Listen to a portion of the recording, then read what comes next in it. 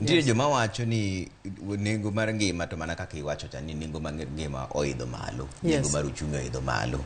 To gipenjo ni un kaka jo Azimio, ere udwaro nang'o, ukelo wach mane mopogore gi ma jo Kenya Kwanza osekelo. Nikech sani ne gikelo finance bill mamoko kuom gi utamoru ni okatim kamano. Koro un kukwero ni ma ok kaka udware. Karo udware nang'o. Ang'o ma koro sirkal nyaka tim sani. Ya to mano donge mano donge gima obvious ndi. Gin ema gin gi gima luongo ni instrument of power sati wan waonge go. Gin ema ginya kelo finance bill. Ka dine chik mar Kenya yeni gikel wambe wakel. Wambe dwa kelo finance bill wa ma ok omi jo Kenya usuru nikech usuru nego jo Kenya. Mara kia iketo ni housing tax 3%. Ne kaka jopuonj wa ywak. Iketo japuonj ni odhi ong'iew ot, to japuonj osesandore higni 20 kata higni 15 kokawo mana pesa loan ka loan kogedo go. Kosetieko gedo tidwa ni mondo odhi ochako kawo ot moro mobo chulo higni 103 kochulo odni. To kiwe osuru do sani neno mafuta ni malo. Nyoro mkati omedi nyaka chumbi omedi e Kenya ni. Jo Kenya tho gi usuru. Ji inyore, ji drop out of school, nyithindo ok dhi e school. Koro ka wan jo Azimio wanyalo nyiso sirikal ni marach. Kuom hawi maber an abede budget.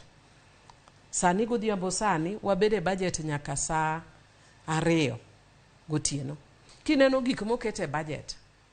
Nidwa ni mondo med pesa office kia prime gichiluo nang jotend migepe prime minister prime minister prime cabinet secretary nidwa ni mondo med pesa mondo ng'i kaka onya wuotho koni gi koni to jo Kenya sandore wuotho koni gi konyo Kenya gang'o sani. Idwa ni mondo med pesa mondo ng'i kaka wanya ywe godo Nairobi River. Ywe Nairobi River ni bo keto nwa chiemo e mesa sani. Magi gik manie budget. Magi gik manie budget. Mano yalo kawuono. Kendo kwawa ni wamed ywe Nairobi River milion 350. Koro ywe Nairobi River milion 350. Gikawo pesa no tiketo ni mondo odwok bech mogo. Mane maber ne jopiny. Koro ka ji penyo ni wadwa timo nang'o, an anyalo nyisi direct gol pesa 350 midwa mi Nairobi River magi matimo malong'o. Nye kwa miyo gi milion 100. Wachakwa medo gi milion 100. Gima koko chak ni to pesa mang'eny gidwa timo. Kaito nitiere duplication mang'eny king'iyo. Sani boyudo ka agriculture nigi coffee. Office kia deputy president betimo coffee. Kia another one man betimo coffee. Ji adi madwa timo coffee e Kenya ka? Ena gik moko ma onge koni gi kocha. Aya wacho kata ne committee na sani. Wati uru ka jok mong'eyo ni jo Kenya sandore. Jo Kenya sandore. Koro kata wan kata wade MP wane mwa sandore.